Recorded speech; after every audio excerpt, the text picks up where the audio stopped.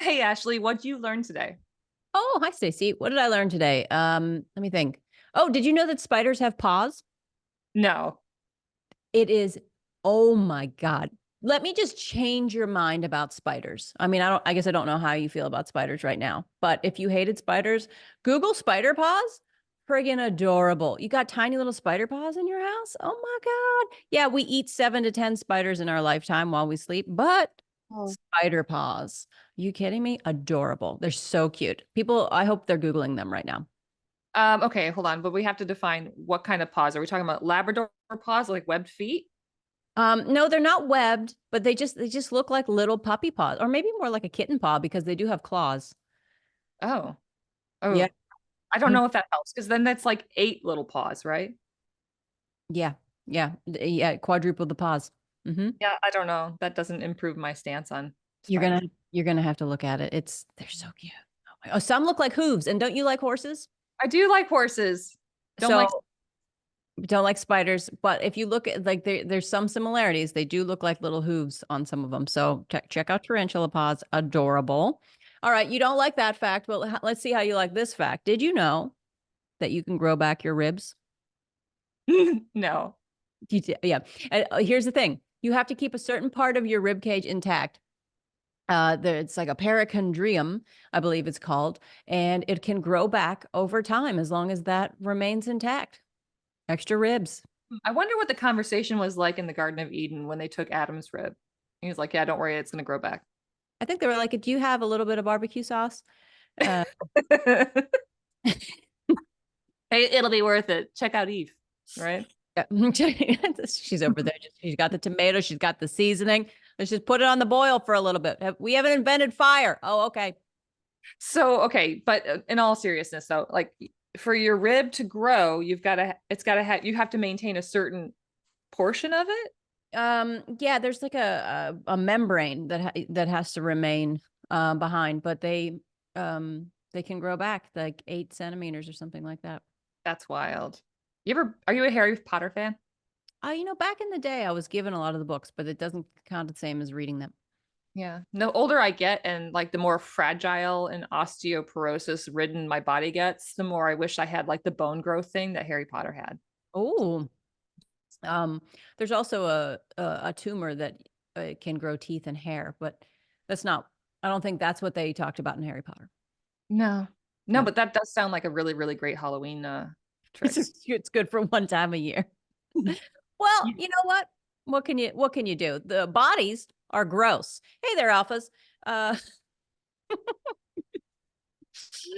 bodies. Bodies are gross. We'll be back. This is the Tango Alpha Lima podcast. They call me crazy cause I'm facing all my giants. They try to scare me into thinking I can fight it. They tell me I should never even think of trying. But that's just me, I'm gonna live out in defiance.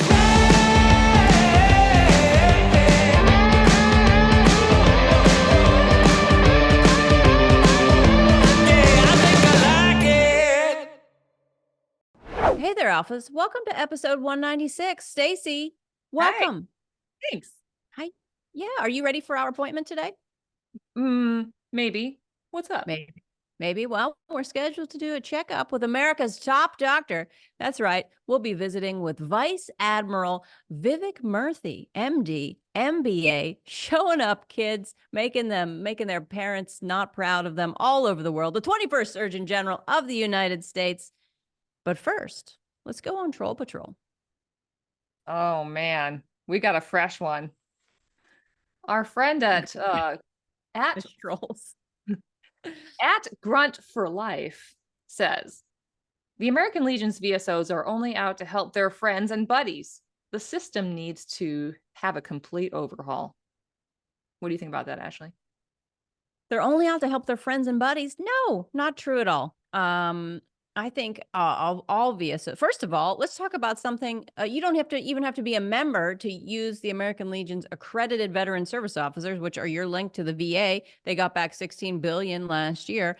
You don't have to be a member. You could actively scream, "I will never be a member." They will still help you. So, front for life, Well, and to be fair, like as a veteran, I've never really met a stranger. It's kind of like par for the course that if you walk into a room, you have to make friends pretty quickly. And I think that translates to a lot of the VSOs. So I would say that, grunt for life, you're probably a friend of the VSO, whether you know it or not. So just give them a chance and let them do their thing. Give it a try. Yeah, buddy. Too bad. Well, guess what? We're going to be friends with you. Yes, whether you like it or not, you've got one friend right here. And Ashley, are you going to be a friend with Grunt for Life? I'm going to be a friend with Grunt for Life. I'm going to be a friend with Grunt for Afterlife. Take that. I'll follow you. I'll haunt you. We're reading these troll comments. It's so funny how you're just like, oh man, there's so many opportunities, so the Legion scholarships, the community support they do, the youth programs, Boys and Girls State, Nation, the speech competitions they do, baseball, shooting sports, there's just all the legislative initiatives, because the American Legion has this reputation that's so strong, they can say, hey, this is important, and leaders listen to them, which that takes a long time to get there. Yeah. You can't be like me. You can't put sardines on a Twinkie and just expect to be invited to the White House. Oh, whoops. Actually, that did happen. Sorry. Yeah. But in all seriousness, Grunt for Life, I'm really sorry that you had a bad experience, but I hope that you will give, the American Legion a second chance, and all those VSOs who are working really tirelessly to help other veterans like you, give them a chance. They're here to help. Give them a chance. Give them a chance. And I just, I get a lot of troll comments on my pages, and I try to embrace them. Try to make something good out of it. That's what we're trying to do here, where we're like, hey, we're just busting some myths. Like, for example, the other week I got a comment that said, who's the dude? I got that on one of my pages. It's just somebody calling me a man. And you're like, oh yeah, I've not heard that before. I have short hair. I'm a man. But what I did was I went to his LinkedIn page, and I found out where he worked and what his job was. And then it said he was the vice president of this organization. And then where he said, who's the dude? I wrote back, well, specifically, I'm the vice president of insert his organization. And that freaked him out and made him block me. So, we could start doing that, Grunt for Life, or we could talk to you reasonably. Remember, we're friends. Indeed. Stacy. All right, Alphas, we'll be back for OChat 30 with Dr. Vivek H. Murthy right after the break. As a veteran, you've done more than your fair share of providing support. Now it's our turn. Introducing the WellCare and the American Legion Partnership and the WellCare Medicare Advantage Plan. They give you more support, more access, and more benefits in addition to your VA benefits. Visit wellcareforveterans.com today or call 844-917-1165. Ohana Health Plan, a plan offered by WellCare Health Insurance of Arizona, Inc. New Mexico dual eligible special needs plan members. As a WellCare by Allwell DSMP member, you have coverage from both Medicare and Medicaid. Medicaid services are funded in part by the state of New Mexico. New Mexico Medicaid benefits may be limited to payment of Medicare premiums for some members. All right, Alphas, welcome back. It is OChat 30, and today our guest is U.S. Surgeon General Dr. Vivek H. Murthy. Dr. Murthy, welcome to the Tango Alpha Lima podcast. Well, thank you, Ashley. It's good to be with you and Stacy today. We're excited to have you, and going to kick us off. So you're our nation's official doctor, and in military terms, you would be the doc, right? Can I call you the doc? Yes, you can. You're also people called me far worse. It's all good. Whatever you want. We're all politeness here, but you're also a legit podcaster too, and your show House Calls, you've interviewed a lot of folks. You explore the messiness and uncertainties of life, and you find meaning and joy in a lot of things. But I'm a total big fan, as you can see. You've interviewed Matthew McConaughey, Yo-Yo Ma, Ashley Judd, to name a few, but you didn't necessarily focus on their fame or their celebrity. You looked at their humanity, emotions, and connections. So speaking of that, you recently dropped the 5 for 5 Connection Challenge. What is that? Well, thanks for the chance to talk about that. I'm actually very excited about this challenge. This is a challenge we started issuing on college campuses around the country. And then in the beginning of December, we made it a national challenge to the entire country. And here's what it is. The 5 for 5 Challenge is where we challenge people to take 5 acts of connection over 5 days. That's 1 act of connection each day. And that could either be by expressing gratitude to someone, by extending support to someone, or by asking for help. And these are simple acts of connection that can make a really big difference in how you feel. I mean, you do them for 5 days in a row. I guarantee you at the end of those 5 days, you will feel better. You will feel different. But one of the key things that I want to say about it is that connection doesn't have to take a long time. I know we're all trying to add a 25th hour to the day and feel like there's not enough time to get through our to-do list. But often in just 60 seconds, you can experience a powerful sense of connection to somebody else. And I'll tell you just one thing that we have college students do when we launch this challenge is we have them take the first day of the challenge with us. And we ask them to take 30 seconds and just remember somebody that they are grateful for. It could be somebody who helped them out last week, somebody who a few years ago showed up for them at a time when they were really struggling, when they were losing faith in themselves. It could be somebody who was there for them when they had a big disappointment, something didn't quite follow through that they had expected. Whoever it is, almost everyone has somebody in their life going back that they can feel grateful for. And then we ask them the next 30 seconds to just pull out their phone and to text or email that person to just say, hey, I was thinking about you. I remember what you did for me. And I'm really grateful for you in my life. And that whole exercise can take just 60 seconds, but it can be very powerful in terms of how it makes people feel, in terms of the message it puts out to the world. And you never know when you're reaching out to someone when they may be feeling lonely or disconnected, or your message might be the one that actually made a big difference, like in their life on that particular day. So that's what the 5 for 5 challenge is. It's really simple. It's something I'd encourage anyone who's listening to this conversation to take part in. And ideally, look, do it with a few friends. We've had plenty of folks who have gotten a couple of buddies together and have said, you know what, let's do this challenge together. And let's talk at the end of 5 days and see how we feel. And it can be really great to compare notes that way and have a couple of folks and friends to keep you accountable as well. If people want to learn more about the challenge, by the way, they can just go to our website, surgeongeneral.gov/challenge. And there's plenty of information there. There are also there's a cool deck of cards that we put together that helps you sort of generate ideas for how to connect with others. And again, we can have a lot of fun with human connection, and it's going to be good for our health as well. There you go. I see this. You're getting into the merch. You got the card. You can start with connection challenge coins. We can build this. We can make money. We got merch, but just to be clear, we don't make any money off of it. Just for everyone listening out there, it's free and open to the public, but it's fun merch. So go Fun at merch. it. There you Have go. a good time. It feels like that you are really focused on mental health. That's been something that you personally have taken on, and something that you care about. What are the trends you're seeing with mental health? You know, the reason I'll say, Ashley, that I started taking this on is because it's a couple of reasons. You know, some of them is personal. You know, I've struggled with my mental health over the years, you know, including and starting off as a kid. And I didn't really know how to talk about it. Didn't know who to talk about it with. I didn't know what to do about it. And I think for many people out there who find themselves struggling with their mental health and aren't quite sure how to process that, over time, it can start to really erode your sense of self-esteem and your confidence in your ability to just even execute what seem like basic functions in your day-to-day life. So if our mental health is suffering, everything else, you know, is a lot harder. And that's why I think about mental health really is the fuel that allows us to show up in our lives, for family, at work, for friends, for our country, for those who depend on us. The other thing, though, that was on my mind when I decided to make this a focus area as Surgeon General was the stories that I'd heard from people all across our country, from veterans, from parents, from teachers, from CEOs, and from students, all of whom had their own story to tell about mental health and how they or people they loved were struggling with their mental health and well-being.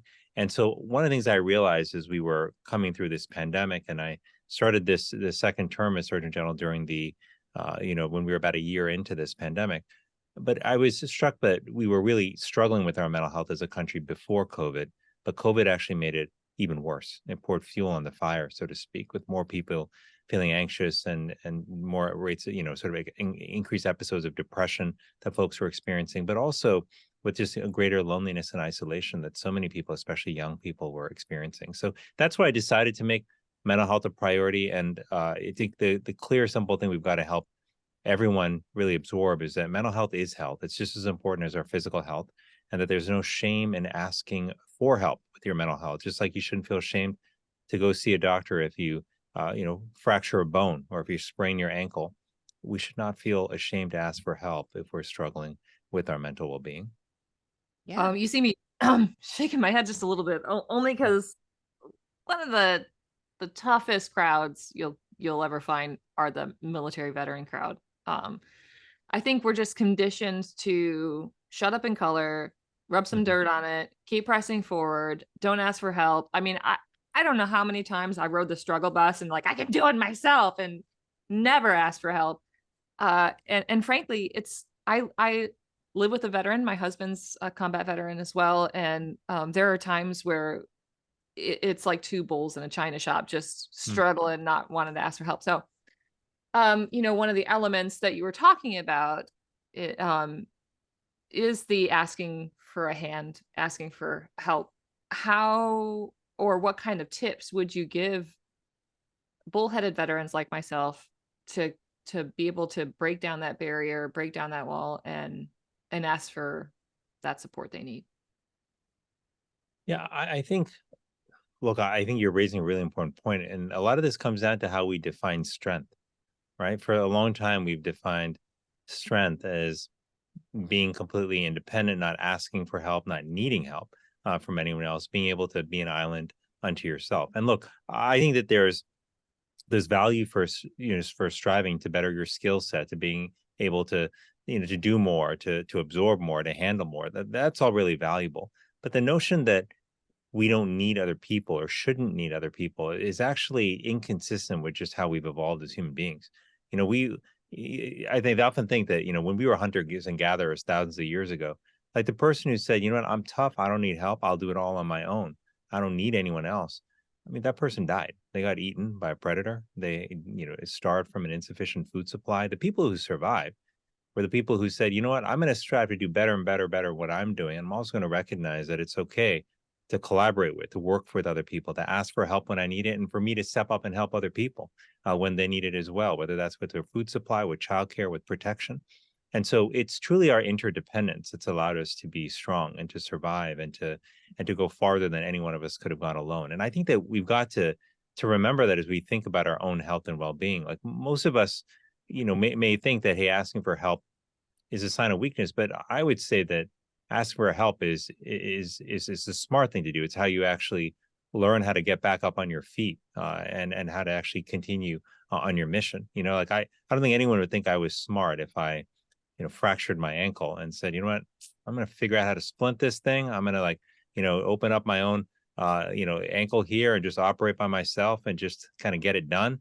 And then just power through and hope for the best. Like no one would think that that was a good strategy or plan of action, although some may attempt it. I would advise you not to.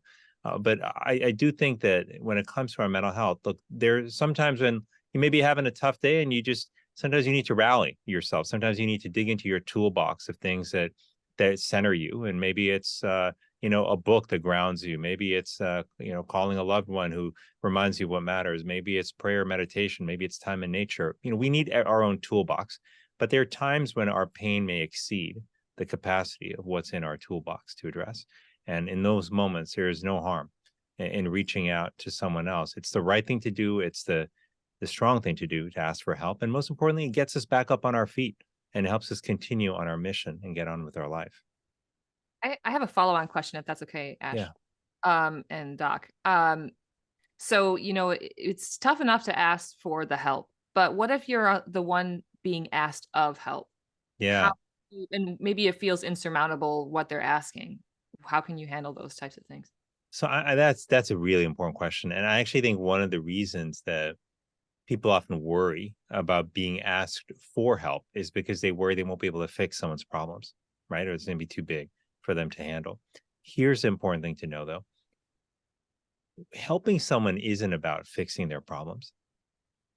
At least half of it is just about showing up for them during a time of need so they know they're not alone, right? Now, this is not super personal for me. This is something like my wife reminded me of like early on in our relationship, when I realized, being a typical guy, that she would tell me about something that was bothering her and I would like be trying to fix it. And at one point she just said to me, she's like, I don't need you to fix this. I can figure out how to fix this. I just need you to be my husband and just be there for me. And that was like a light bulb moment for me. And I often think that that's what we need from our friends. Like if you got a friend who might be struggling with depression or with PTSD or struggling with anxiety, and they come to you and they share that with you and say, hey, look, I'm having a tough time. You don't have to be able to dissect their problems and and fix it all. You just need to let them know, like, hey, like, A, I'm here. I'm not going anywhere. Number two, I'm not judging you. I understand, because that's a big fear people have. They're going to be judged. Those two things are very powerful. And I would add a third, which is just to say that you're willing to listen. A big part of struggling with your mental health is over time you come to feel invisible, like you don't matter. Like if you disappear tomorrow, no one would even care, right? That erosion of self-esteem, a sense of self, is one of the consequences of longstanding struggles with your mental health. But think about this: as friends, when we listen to somebody and give them our full attention, when we remind them, hey, look, we're here, we're not running off anywhere, and we're not judging you. You tell people, I see you, you matter, and I care about you. And that's really a huge part of the healing process. With that said, look, it's always good to have a sense of what additional resources are out there. If you have a friend in crisis that you can direct them to. I know American Legion does a great job in that department, right, of helping people understand what resources are out there, veteran crisis lines and others through which you can get direct a friend and you can get help. A little more than a year ago, we launched the 988 also, which is a national crisis line that anyone can call or text at any hour of the day or night to get access to, a trained counselor and to get some help. This is similar to 911, which everyone is familiar with, but 988 is dedicated specifically to mental health. And so, look, but the bottom line is, I think that what we really need more of in the world is to show up for one another, is to check on one another, and to remind each other that we're in fact not alone. Because this is a time when just a lot of people are just not feeling that way. And this is one of the reasons I really appreciate the Buddy Check program that you have helped organize and build and just get out to people in the country, because it helps people understand that just as something as simple as checking on your buddy, just giving them a call, dropping by to see how they are, that can be incredibly powerful at a time where so many people are struggling with a sense of loneliness and isolation. Mm-hmm. Just to circle back a little bit, you had mentioned that if you had broken your ankle and then you had tried to splint it yourself. I mean, obviously you could, but if somebody just decided to learn it, you thought people would think you weren't all, it wouldn't be a good idea. They would think it was a bad idea. Let's say hypothetically you met a comedian that was also a podcast host that was filming a social media video that she hit herself with a sledgehammer and then passed out. And then her husband called 911 because he couldn't wake her up, but she was having the best sleep of her life. I mean, I can recommend passing out. But then when he called 911, she said, "What are you doing? Don't come to the ambulance," because she didn't want to end up on the Lackland Air Force Base police blotter because she was in a wrestling onesie for hitting herself with a sledgehammer. Do you think that wouldn't be recommended?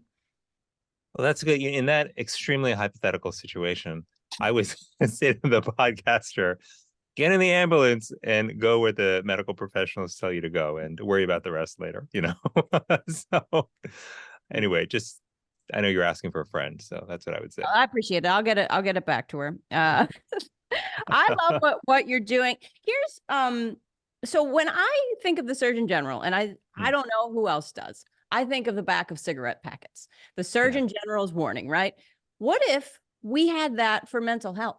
What if you could come out with the Surgeon General's warning on things that says, hey, if you use this phone for more than 5 hours, this will affect your mental health. I'm sure that was a heck of a war with the cigarette companies to be able to get that on the back of packets. But I don't know. What do you think? I feel like I might. It might work.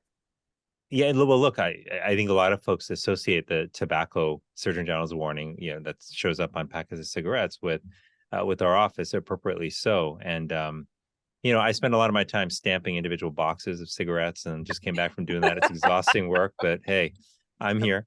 But no, the truth is, though, there are other things that I think do merit warning labels. And frankly, I think about the inverse of warning labels, which should have labels where we can recommend things as well that are good for your health. And I would love to put a warning label on, not a warning label, but a recommendation label on friendships and relationships, because I'll tell you that they're one of the greatest things we can do for our health, and mental health and physical health, which is to invest in and to build healthy relationships with family, with friends, with work colleagues. It makes a world of difference. And just to say one more thought on that, people often wonder, like, are these relationships, they just feel good, but is that all they are?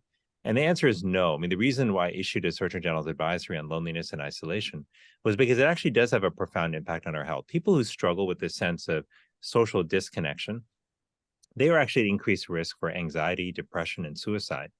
But they're also at increased risk for physical illness. So 29% increase in the risk of heart disease, 31% increase in the risk of stroke, 50% increase in the risk of dementia among older people, an increase in the risk of premature death as well. So much so that we see that the mortality risk that's associated with social disconnection is actually on par with what we see with smoking daily. It's even greater than the mortality we see associated with obesity.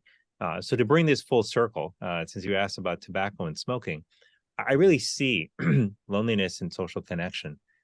And what the data tells us is that these are problems that are public health challenges on par with smoking and obesity, and we've got to take them as seriously. Finally, to your point, though, about technology, I think at the end of the day, technology is a tool. It's how we use it, how it's designed, that determines whether it helps us, whether it hurts us. My worry right now is that with certain types of technology, and I would say with social media in particular, that we're seeing, especially for young people, a significant amount of harm accruing to them, right? We're seeing, for example, that adolescents who are spending 3 hours or more, I should say, on social media, they face double the risk of anxiety and depression symptoms. And the average amount of use, by the way, each day among adolescents is 3.5 hours. So we're well beyond that 3-hour mark. But look, I think that, for older folks as well, even if you're not an adolescent, I think many of us may have experienced the fact that, we may use social media and find that we thought we'd be on it for 10 minutes and an hour has gone by, right? And that's time taken away from our sleep, or it's time that's taken away from physical activity or from in-person interaction. We may also have realized that sometimes our devices distract us from conversation, right? They dilute the quality of interactions that we're having with each other. And if you've ever been in a conversation with somebody who said they were paying attention to you, but you knew that they were checking their inbox and going through their social media feed and checking the news and looking at the scores on ESPN.com, like certain people, yes, myself included, have been guilty of doing in the past, then you know that it doesn't feel good, like when people aren't listening to you. And finally, look, I think we should just keep in mind as well that I think for many people, there's an impact on their self-esteem that social media takes. And it's a negative impact. There are a lot of people who are looking at all of the posts online and constantly comparing themselves to people, thinking, gosh, I thought I was doing fine, but now I'm not as good looking as I thought I was. All these people seem like they're they really caught, they've got 6 or 8 pack abs. They're like, in the best shape of their life. Like, what about me? I guess I'm not so well off. Whether it's about your body, whether it's about how much money you have, how famous you are, how successful you are, whatever it might be. I run into young people all the time on college campuses and high schools who tell me, in high schools across America, who say to me, look, I use social media and I actually feel worse about myself. I feel worse about my friendships as well when I see people doing stuff without me and I thought we were great friends. So the bottom line is, I do think that what we have seen in the last 20 years is a development of technology, particularly social media technology, that has had no real effective safety standards around it. And as a result, while we have been seeing some benefits in terms of people being able to reconnect with old high school buddies and perhaps remember people's birthday, because now it's cataloged, on your social media accounts. Well, yes, some of those things are beneficial. And while some people can also find a community online, we're seeing many, many people who are experiencing the harms in terms of harmful effects on their self-esteem, harmful effects on their friendships, and also just time taken away from critical activities that we know affect their well-being, like sleep, in-person activity, and physical activity as well. Yeah. I'd love to talk about, sorry, Ashley. I would love to talk about that in-person connection. Yeah. So, with the American Legion posts, you kind of know what you're going to go hang out with your tribe, right?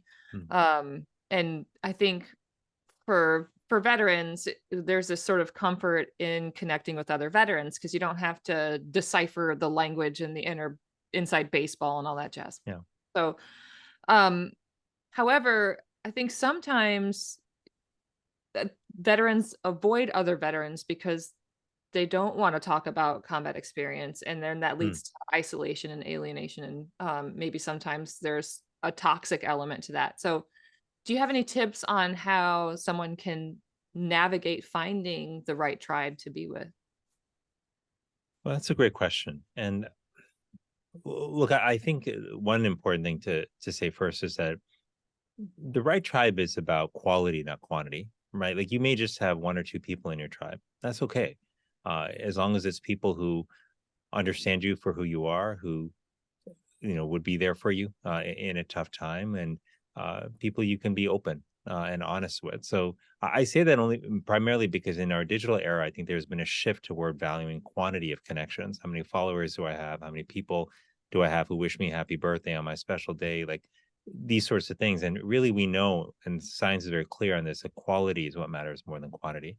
Second thing I would say is in terms of finding your tribe, look, there's no a simple way to do this, and obviously we're living in a time where there's a lot less unplanned interaction as people don't run into each other at the grocery store as often because a lot of people get groceries delivered to them, or they don't run into each other in the store because you get stuff ordered that you order online delivered to your door, right? So there may be fewer opportunities for in-person interaction, but that's where I think we have to be more intentional about it. Like we know, for example, that activities are a great way to start meeting new people. Some people are great just meeting strangers and talking directly to them. Other people need to have an experience with someone in order to lead into a conversation. And that's where, hobbies, are really important for us all to build and develop in our life. That could be, around the arts. It could be around sports. That could be, in any dimension. But hobbies are really important. The second area where we can build and, relationships and find folks who may end up in our tribe is actually through acts of service. We think about service as us helping someone else, right? I volunteered at Soup Kitchen. I'm helping somebody. I'm volunteering, building homes for those who are not housed, and I'm helping somebody else. And that's true. But service also helps us tremendously. We encounter other people who have a shared experience, may have shared values. We also remind ourselves that we have something of value to bring to the world. So I would remember that if you're feeling lonely, just remember again that small acts of connection make a difference. A short message to a friend, reaching out to check on them, just stopping by to visit, a family member, a friend, even just for a few minutes can make a difference. And also remember that these acts of service can be really powerful. The time we spend with others when we're pursuing hobbies that we care about, that we're passionate about. These are all things that we can do to help start to build a kind of connection that helps us understand, hey, is this person someone I want to spend more time with? And finally, I just offer this: if you're, let's say you're a veteran who's in a workplace right now, and you're, whatever that workplace may be, if you're around other people but you don't necessarily know them, it is really important to also try to build friendships at work too. And that doesn't mean that your folks at work need to know everything about your life, but it means if you have one or two people who you're excited to see, at work, who are excited to see you, who you enjoy working alongside, that will make a big difference, like in your quality of life as well. Now, not all workplaces make it easy for folks to get to know each other, but I've often found that some of the most powerful ways to get to know people at work are the simplest ones. Stopping by someone's cubicle just to say hi to them at the end of the day and check on them, spending 5 minutes after a meeting finishes, maybe saying hello to somebody in the meeting who really sort of struck you as the kind of person who is, hey, I might like to hang out with that person, asking a coworker to have lunch together, during your lunch break. These are small things which can make a big difference in trying to open up portals of connection in your life, which can ultimately lead you to feel less lonely and to find the tribe that I think we all need in our lives. Absolutely. I love how everything that you're doing. I also work with a nonprofit, Hilarious, where we teach veterans and other people how to take things that happen to them that are negative and reframe them through humor. And that, to me, if you have so I'm a stand-up comedian. If I have a problem, it's almost a good thing, because then I can go and finagle it and move it and then say it in front of a bunch of people and make them laugh. So you can take that bad thing and turn it into a good thing. So if you want to write poetry, you want to turn it into jokes, anything like that, anything that you can take a negative and turn it into a positive, I think does a great thing for your mental health. And the way that everything that you're doing ties in with the American Legion, with the Be the One, the buddy checks. So I feel like we're in lockstep. Absolutely. I'm a big fan of the programs, and I talked about Buddy Check, but but Be the One in particular, I think, is doing such an important job at destigmatizing mental health concerns and about connecting people to help, and just reminding us that, look, in a world where a lot of people are struggling with their mental health, we can all step up and help. That we actually have the power to help others find comfort and to heal, even if we don't have a medical degree or a nursing degree, behind our name. That's where, like, mental health at some level, these challenges are fundamentally human challenges. We're all going to go through mental health challenges at some point, like in our life, maybe in a big way, maybe in a small way, but the vast majority of us are going to experience something. So this is not something that if you're struggling with depression or with anxiety, that you should think, gosh, everyone around me seems to be happy and doing great. I must be the only one who hasn't figured it out. No, that's not the case. A lot of people are struggling at any given point in time. We've all become just almost like experts at pretending that things are okay, at putting on masks and make it seem like, we're leading the perfect life and that we've got everything taken care of. It's just not reality, and it's one of the reasons why I think if we realize that, we'll hopefully find less shame in sharing with others that we might be having a tough time and that we maybe need some help. And if we do that, I'll just tell you one powerful thing is that you tell other people that it's okay for them too, to be open and to be honest and to ask for help. And we need a world where more people are stepping up for each other, giving each other the permission to be honest and open, and finally recognizing that just showing up for one another, that's an important part of the healing process. Absolutely. Well, thank you so much for hanging out with us today. And I love everything you're doing. Is there anything that we didn't touch on that you'd like to tell us about, or where we can find out more? Well, I so appreciate this time together, and I'm just a huge fan of the American Legion and everything you're doing for veterans. So thank you, first of all, for that. I know that there's a lot of overlap in the issues that we're concerned about. Our office has worked on mental health more broadly, on the issue of loneliness and isolation, on the impact of social media on youth mental health. And in all these fronts, we have resources that we have provided for folks on our website, which is surgeongeneral.gov. So I encourage folks to go there and check it out if it's helpful to you. And I just want anyone finally just who's listening here, just to remember that, again, if you're struggling with your mental health, that you're not alone and you are not fundamentally broken in some way. We all will struggle at some point. There's no shame in asking for help. And every time you do so, you send a message to people out there that it's okay for them to ask for help as well. And that kind of destigmatizing around mental health, that's what we need to do and what we can all play a role in. So I'm grateful for this conversation. And thank you both so much for being the hosts today. And I hope to see you all again soon. Doc, I have a serious question before you sign off. Yeah, of course. Now, I asked Ashley at the top of the show what she learned today. Yeah. And she said that you could grow a rib back, or at least a part of a rib. And I know you're not a surgeon per se, but you are an internist. So maybe you have the answer to that? As long as you have American dream remains intact, 8 centimeters, they have said that you can grow back ribs. Well, your body does have a remarkable ability to regenerate, in some areas more so than others. I think it depends a bit on the damage to the rib. You can certainly repair, small areas, of bone that you fracture. And that's true for the ribs as well as elsewhere in the body.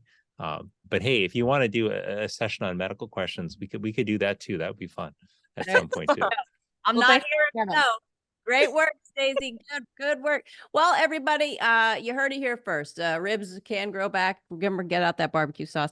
And thank you so much, Dr. Murthy, for hanging out with us. And everybody, you heard it. There's no stigma around asking for help. Have you ever sat at a meeting and there's a leader that does it, that pretends like they know everything? That's the loser, not the leader that's like, hey, tell me about everything. Tell me, I want to know it all. I want to ask questions. I'm not the smartest guy in the room. Ask for help, reach out, use these programs. And thank you so much. I hope you have a great day. Thank you, Dr. Murthy. Thank you all so much. Take care. Good to be with you and hope you have a wonderful holiday. Thank you. All right, Alphas, we'll be right back after the break. To look out for those that served, we must be relentless. To influence Washington to do the right thing, not just for our veterans, but for the country, we must be organized. To inspire the next generation of leaders, we must be united. We must be Legion, the American Legion. Join today at legion.org/join. Welcome back. Now it's time for a little bit of that scuttlebutt. First, homeless veterans. According to an article by M Report, the Department of Veterans Affairs has permanently housed 38,847 homeless veterans, which has surpassed their 2023 goal of 123%. Ironically, an article by NPR says that the VA's new foreclosure rescue plan won't help most veterans at risk of losing their homes. Just for clarity's sake, these veterans were not willfully negligent in missing their VA home loans. For instance, one example is a Marine Corps veteran who had a blood infection in his leg, required an amputation, which then led to a prolonged hospitalization. And then during that time, he got a foreclosure letter threatening phone calls, all that stuff. And that kind of stress is not conducive to healing. So just saying. But he was supposed to be covered by the VA's forbearance program, but they ended the program and stranded thousands of veterans like this Marine who suddenly owed a staggering $32,000. I don't have that kind of cash in my bank account. I don't think the average Joe does. But so thankfully, some concerned senators demanded the VA act quickly, and they did. Right now, there's a pause on foreclosures until May 2024. The VA is working to have these new programs in place by that time. However, some veterans, the damage is done and their mortgage interest rates have been adjusted and are much higher. In the case of a Marine friend, it went on from $1,750 to like $2,400 per month. So that is a big jump. It's crazy. So he's forced to sacrifice from, essentials in one's life. So my question for you alphas, are you someone struggling with homelessness or the threat of mortgage foreclosures, things like that? Drop us a line at Tango Alpha Lima at legion.org. We want to hear from you. And for those who need immediate assistance, look out the VA loans, call the VA. You can also reach out to your VSO at the American Legion. Do you have any thoughts on this? Yeah, I've never thought about somebody that was in like a coma. Let's say you're in a coma for 6 months. You're not paying your mortgage during that time. So then when you come out of it, if you had nobody else taking care of it, then what happens? I guess things can go into, some sort of foreclosure and things like that. Because there's no way, even if the bank wanted to be compassionate, how are they going to know? Well, there's some like debt collector goon out there, like, let me track down this hospital. Oh, he's in the VA hospital in Charleston. Yeah. Like calling out. How can I screw this guy over? Yeah. So $2.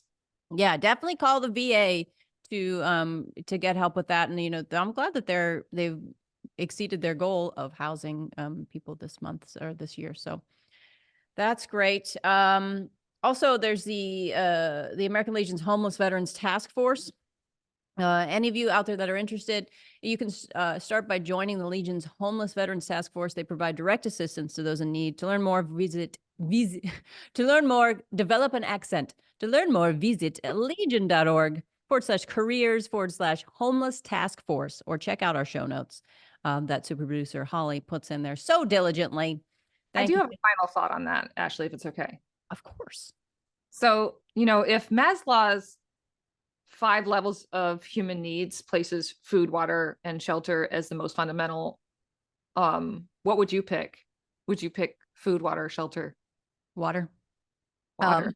Water, yeah, because my dad, when I was little, he told me that, he said, Ashley, you can live 72 days without food, but you can only make it 3 without water. And I was like, all right, good, got to go to kindergarten.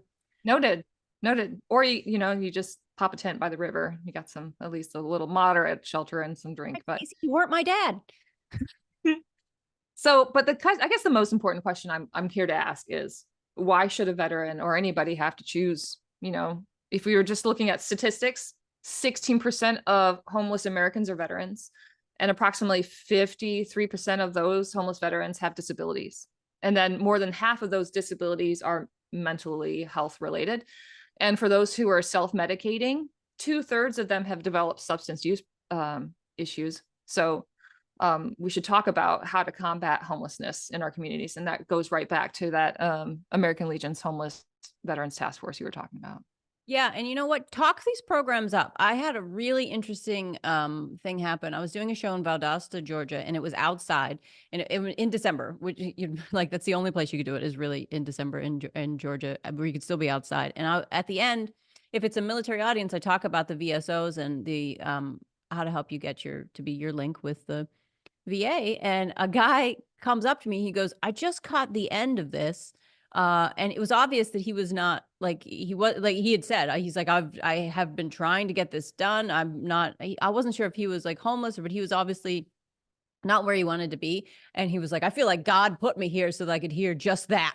And I was like, wow, that was super cool. So I wrote it all down for him. But just people, even though we feel like we talk about these programs a lot, just bring them up, spread the word.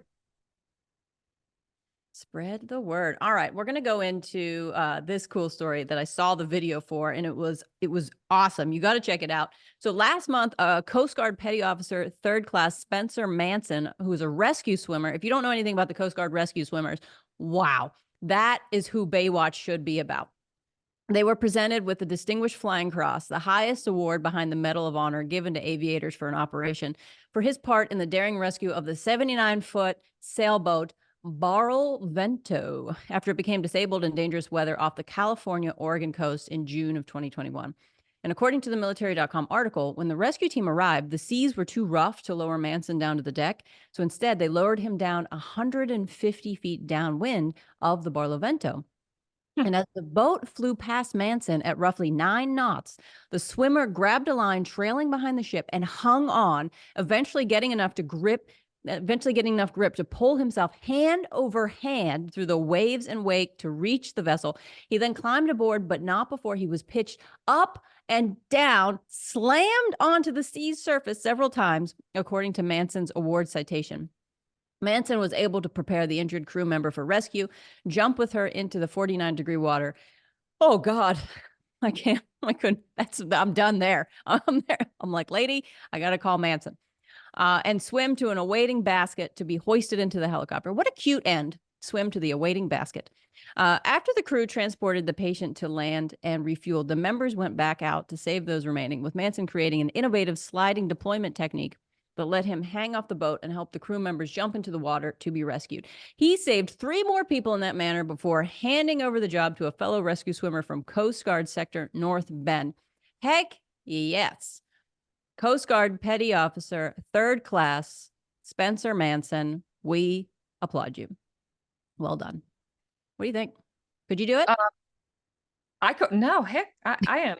He's no. like, no. The fact that it's on water scares the daylights out of me. There's a reason why I joined the Air Force and not the Navy, my friend. There you go. I feel like this is the sort of the makings of a plot for a movie. Remember The Guardian? It's like this is a movie. Yeah, they should make a movie about this. Only this guy's real life, real dude. Like, that's pretty amazing. I feel like this could definitely be a movie.